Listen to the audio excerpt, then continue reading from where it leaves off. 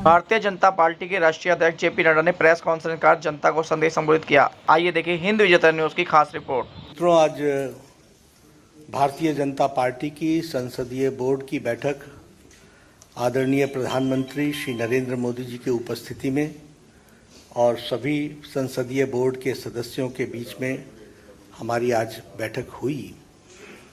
और हम सब लोग जानते हैं कि 15 जून को राष्ट्रपति के चुनाव की अधिसूचना जारी हुई थी और उसी समय ये अधिकृत किया गया था पार्टी की ओर से कि हमारे वरिष्ठ नेता भारत के रक्षा मंत्री श्री राजनाथ सिंह जी और मैं पार्टी के अध्यक्ष के रूप में विभिन्न घटक दलों से और हमारे जो यूपीए के पार्टियां हैं उनके नेता उनके साथ हम बातचीत करें और बातचीत करके राष्ट्रपति के चुनाव के लिए सर्वसम्मति बनाते हुए हम आगे बढ़ें। हमारे आदरणीय राजनाथ जी ने यूपीए के घटक दलों के नेताओं के साथ बातचीत की, कुछ के साथ उन्होंने बातचीत की, कुछ के साथ हमने बातचीत की। बातचीत का दौर चलता रहा, लेकिन कोई सर्वसम्मति पर आने की बात हो नहीं पाई और नामों की चर्चा के बारे में भी कोई सर्वसम्मति नहीं हो पाई। और आज हम जानते हैं कि यूपीए ने अपना राष्ट्रपति का प्रत्याशी घोषित कर दिया है।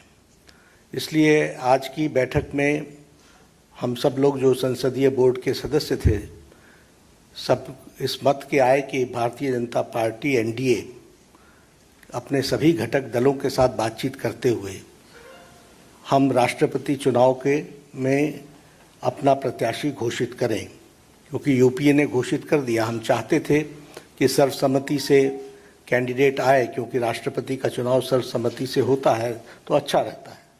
लेकिन इस प्रकार का उन्होंने जब कैंडिडेट घोषित कर दिया तो हम लोगों ने आज बैठक में हमारे अपने एनडीए के घटक के लोगों के साथ बातचीत करते हुए और लगभग 20 नामों पर हमारे यहाँ लंबे दौर की चर्चा हुई और चर्चा में सब लोगों के साथ बातचीत करते हुए एक सर्वसम्मति इस बात पर बनी कि सभी नामों पर चर्चा हुई, विस्तृत चर्चा हुई, लेकिन कुल मिलाकर के ये बात सामने आई कि हमें प्रत्याशी के रूप में कोई पूर्व से ढूंढना चाहिए, भारत के पूर्वी क्षेत्र से ढूंढना चाहिए और हो सके और हमारा प्रयास हो महिला को हमको स्थान देना चाहिए। और आज तक कोई आदिवासी ट्राइबल प्रत्याशी राष्ट्रपति के रूप में नहीं आया है, इसलिए हमें ट्राइबल पर और पहली बार कोई ट्राइबल को भारतीय एनडीए की तरफ से हम कैंडिडेट बना सकेंगे, ऐसा संसदीय बोर्ड पार्लियामेंट्री बोर्ड का मत था। और इसलिए श्रीमती द्रौपदी मुर्मू इनको राष्ट्रपति का प्रत्याशी घोषित किया गया है एनडीए की तरफ से। और हम सब जानते हैं कि श्रीमती द्रौपदी मुर्मू जैसे राधाकृष्णन जी शिक्षा से जुड़े हुए थे, सर्वपल्ली राधाकृष्णन राष्ट्रपति के रूप में, उसी प्रकार द्रौपदी जी का भी जीवन आजीवन शिक्षा से जुड़ा रहा और वो टीचर के रूप में, शिक्षक के रूप में उन्होंने अपना जीवन प्रारंभ किया। बाद में वो काउंसलर भी बनी और वाइस चेयरपर्सन रायरंगपुर की बनी और उसके बाद उन्होंने एक लंबा अरसा विधायक के रूप में देखा और विधायक के रूप में वो मंत्री बनने का भी उनको सौभाग्य मिला। उन्होंने सरकार में मंत्री के रूप में भी गवर्नमेंट ऑफ उड़ीसा में transport, commerce, animal husbandry ministry और फिशरीज मिनिस्ट्री को भी उन्होंने संभाला। और सबसे अच्छी बात यह भी रही कि उन्होंने Neelkanth award for best MLA 2007 का वह भी उन्होंने अर्जित किया, उनको मिला। और बाद में वो 2015 से लेकर 2021 तक झारखंड स्टेट की गवर्नर रहीं। तो इस तरीके से उनका राजनीतिक जीवन रहा है।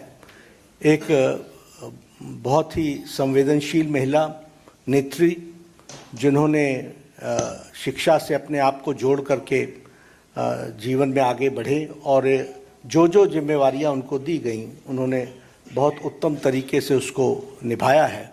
इसलिए एनडीए ने और एनडीए के सभी घटक दलों के साथ बातचीत होते हुए आज संसदीय बोर्ड ने श्रीमती द्रौपदी मुर्मू को अपना राष्ट्रपति के कैंडिडेट के रूप में घोषित किया है।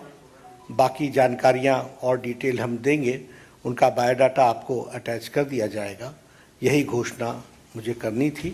तो ये भी सब डिटेल्स वर्कआउट होगा, हम लोग उसके दृष्टि से चर्चा करेंगे, लेकिन घोषणा हुई है, यह मैं जानना।